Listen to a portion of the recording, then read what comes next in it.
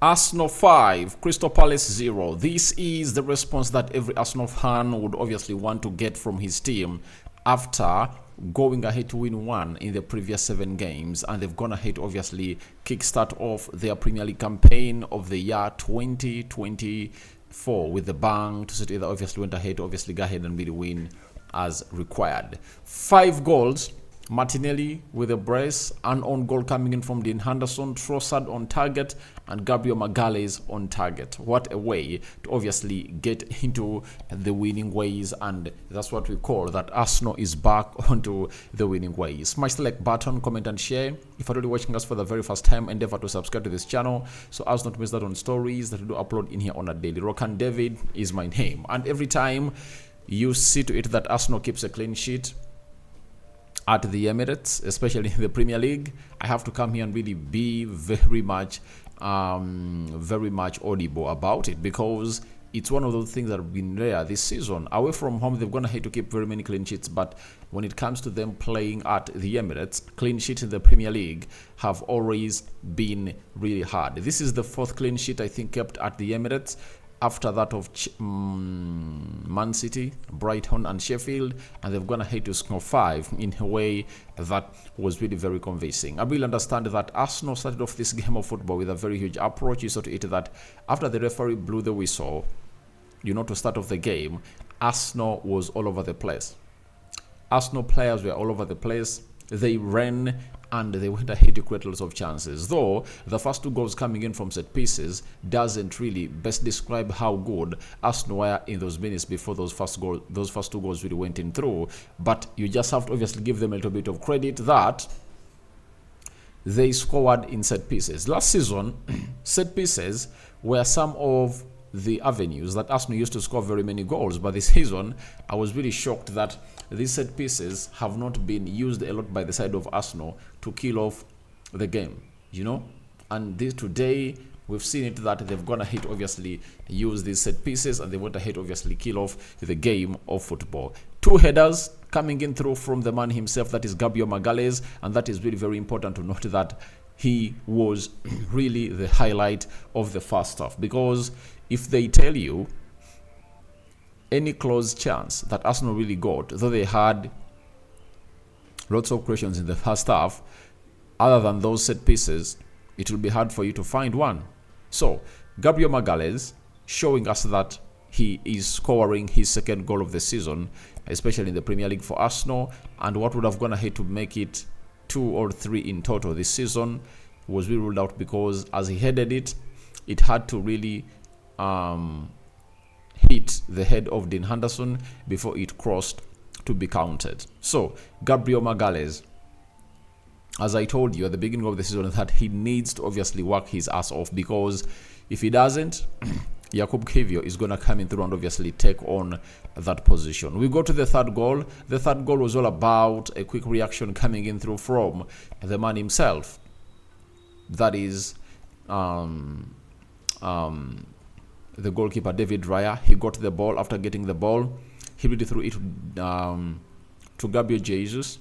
Gabriel Jesus sprinted with the ball and dribbled in the half of the opponent and went in for a very inviting cross to find Leandro Trossard. Leandro Trossard had a very beautiful first touch onto it that saw Nathan Klein go to the ground, and then he faced the goalkeeper and he really went ahead to make it 3-0. And what was the importance of this goal? It was for Arsenal to kill off this game and really send a message to Crystal Palace that, please, amidst your thoughts that maybe if you pull one back, you'll be back in the game, we are killing off it. And they went ahead to kill it off in a very, very good moment in the hour. It was the 59th minute, close to close to the full hour mark.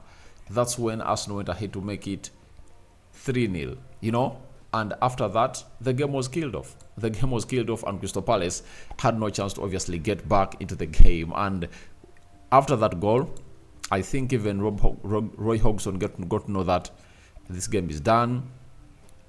That's why he brought in 3 players who are really 18 years of age. Then substitutes were made. Trossard was taken off and Gabriel Martinelli came on through in the 90th plus 4th minute. He made it 4, and in the 90th plus 5 minute or 50th minute, he made it 5.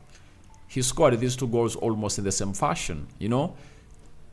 It was like Nketiah dropping back, and then it's Gabriel Martinelli in, beating the offside trap for the side of Crystal Palace. And for Gabriel Martinelli, if there is anything that he needed these goals.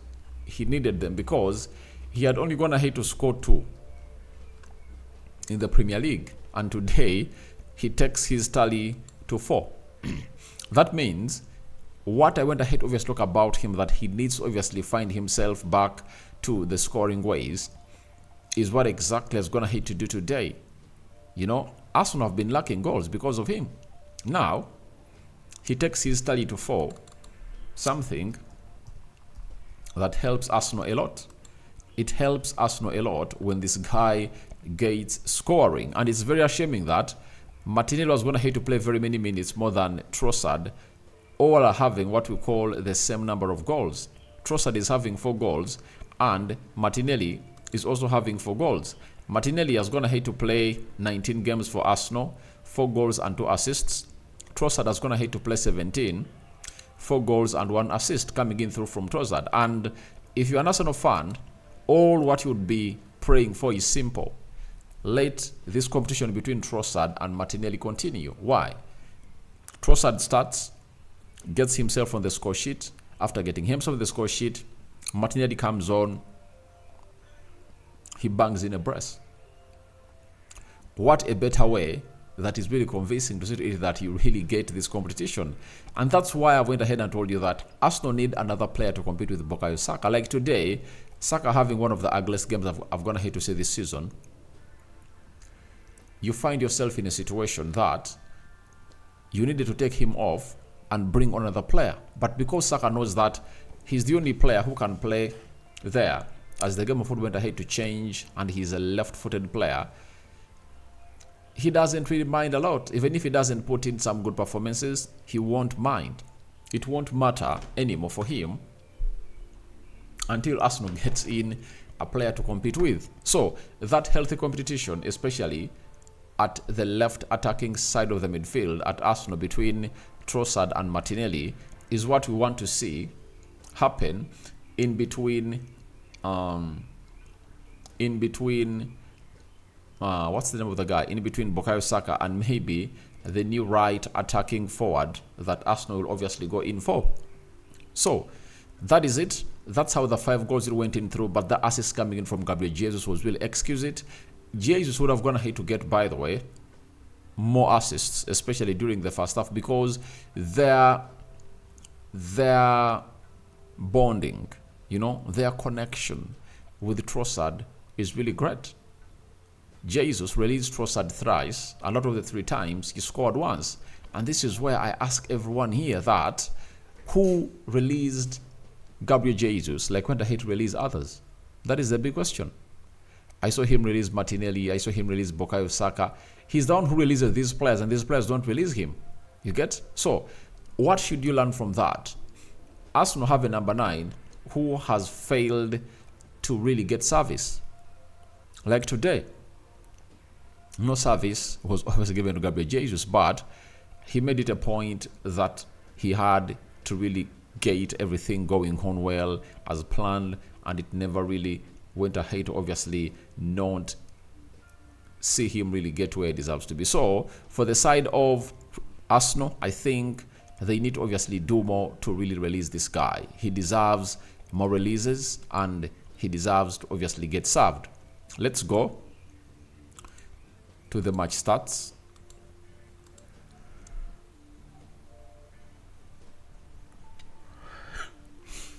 Arsenal had 21 shots. Crystal Palace had 12. Arsenal had 6 shots on target. Out of the 6, 5 were on target. I would have gone ahead to desire to see to it that Arsenal goes ahead to get in more, you know, like 10. But they are really very clinical. Out of the 6, 5 crossed the line. It was not like when they played against Liverpool where they had very many and they couldn't obviously see those cross the line. Then 39% ball possession by Crystal Palace. Arsenal had 61% ball possession, 559 passes completed by Arsenal, 360 passes completed by Crystal Palace, 86% passing accuracy by Arsenal, 78% passing accuracy by Crystal Palace, 8 fouls by Arsenal, 12 fouls by Crystal Palace, 0 yellow cards to both sides and 0 red cards to both sides, meaning that a lot of discipline was really kept in there by the players and the referee. 5 offsides to Arsenal and 2 offsides to Crystal Palace, 6 corners to Arsenal and 7 corners to Crystal Palace. So that's how everything really went down at the Emirates, and Arsenal are really now having 43 points. When you look at the Premier League table, all right, let me show you a little bit of this table and you get to know where Arsenal is. Liverpool is topping the Premier League table, having gone ahead to play 20 games. They're having 45 points. Man City, 20 games, 43 points. Arsenal, 21 games, they're having 43 points. And they've gone ahead to obviously increase their goal difference to 22. Aston Villa, 21 games, 43 points. Spurs, 21 games, 40 points. West Ham, 20 games, 34 points. Man United, 21 games, 32 points. Meaning that Manchester United is now 11 points off the top 4. That is it. So a lot of miracles have to happen for United to accomplish into the top 4. I believe that we can really go there, but we just have a lot to do to really get that to where it deserves to be. But the substitutes that Mikel Arteta went ahead to make, Emily Smith-Rowe, I've said every Arsenal fan should keep his hands crossed for Emily Smith-Rowe to keep fit. If he keeps himself fit, nothing is going to stop him from obviously thriving into a very good player. That is it. But injuries have gone ahead to really stop his ways of doing the job at the side of Arsenal, and he needs to obviously get better and better and better as a player, and I think that should result into him keeping himself fit. But he really had a very decent game. Jesus released him sometime, but he had a very poor first touch. But you don't blame him because he has been a little bit rusty because of not having enough playing time, and I think with time he really turned out good. Then they brought on Gabriel Martinelli, scoring a brace. That gives a very huge positive to the manager, and I don't want to see Mikel Arteta going ahead to change his starting 11, especially in that left forward position. I think Trossard deserves to start in the next game they're going to play, I think against Nottingham Forest at the City Ground. He needs to start. Martinelli should be played off the bench for the next 3-4 games, such that he gets to know that he doesn't have a position already there for him. Because we've seen it very well that he benches him, when he scores, he starts him. No, that's not how business is done. Even if he scores in the game of Nottingham Forest, start him off the bench. Let Trossard get him through, because for Trossard, the way he cuts inside, and this is what I've gone ahead and this is what I went ahead to let you know about Bukayo Saka, that Saka needs to obviously cut inside, like you see Trossard. When he gets the ball, he doesn't run towards the byline, towards the touchline and the byline, and you saw it when Martinelli came on through.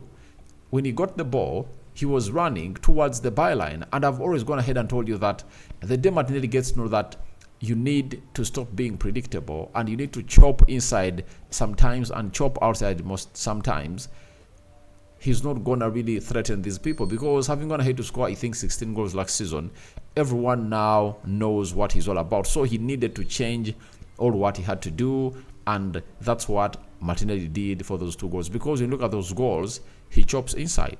He chops inside. That is it. So the substitutes were really epic. Magalhaes came off, and Kivio came in through. Declan Rice taken off there. We went ahead to hear the commentator that he might have a little bit of a knock in his